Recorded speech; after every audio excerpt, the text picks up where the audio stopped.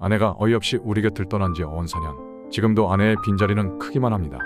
어느 날 출장일로 아이에게 아침도 챙겨주지 못한 채 출근길에 올랐습니다. 1년 전에 그 일이 있고 난 후 저 나름대로 엄마의 빈자리를 채우려고 많이 노력했습니다. 아이는 이제 7살, 내년이면 학교 갈 나이죠. 얼마 전 아이에게 매를 들었습니다. 일하고 있는데 회사로 유치원에서 전화가 왔습니다. 아이가 유치원에 나오지 않았다고. 너무 다급해진 마음에 회사에 조퇴를 하고 집으로 왔습니다. 동네를 이잡듯 뒤지면서 아이의 이름을 불렀습니다. 그런데 그놈이 혼자 놀이터에서 놀고 있더군요. 집으로 데리고 가서 화가 나서 마구 때렸습니다. 하지만 단 한 차례의 변명도 하지 않고 잘못했다고만 빌더군요. 나중에 안 사실이지만 그날 부모님을 불러놓고 재롱잔치를 한 날이라고 했습니다.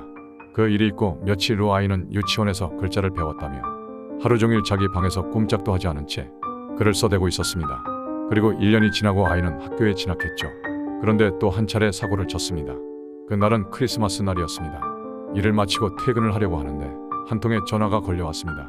우리 동네 우체국 출장소였는데 우리 아이가 주소도 쓰지 않고 우표도 붙이지 않은 채 편지 300여 통을 넣는 바람에 연말에 우체국 업무에 지장을 끼친다고 온 전화였습니다. 그리고 아이가 또 일을 저질렀다는 생각에 불러서 매를 들었습니다.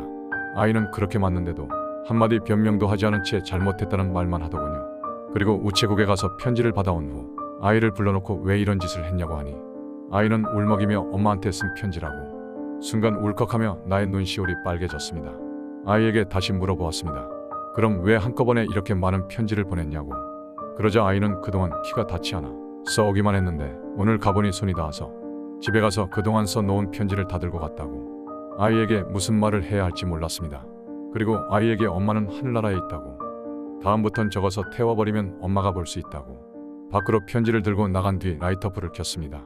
그러다가 문득 무슨 내용인가 궁금해 하나의 편지를 들었습니다. 보고 싶은 엄마에게. 엄마 지난주에 우리 유치원에서 재롱잔치 했어. 근데 난 엄마가 없어서 가지 않았어. 아빠한테 말하면 엄마 생각 날까봐 하지 않았어. 아빠가 날 막 찾는 소리에 그냥 혼자서 재미있게 노는 척 했어. 그래서 아빠가 날 마구 때렸는데 얘기하면 아빠가 울까봐 절대로 얘기 안 했어. 나 매일 아빠가 엄마 생각하면서 우는 거 봤어. 근데 나는 이제 엄마 생각 안 나. 엄마 얼굴이 기억이 안 나. 보고 싶은 사람 사진을 가슴에 품고 자면 그 사람이 꿈에 나타난다고 아빠가 그랬어. 그러니까 엄마 내 꿈에 한 번만 나타나. 그렇게 해줄 수 있지? 약속해야 해. 편지를 보고 또 한 번 고개를 떨구었습니다. 아내의 빈자리를 제가 채울 수는 없는 걸까요? 시간이 이렇게 흘렀는데도 우리 아이는 엄마를 그리워하네요. 정말이지 아내의 빈자리가 너무나 큽니다.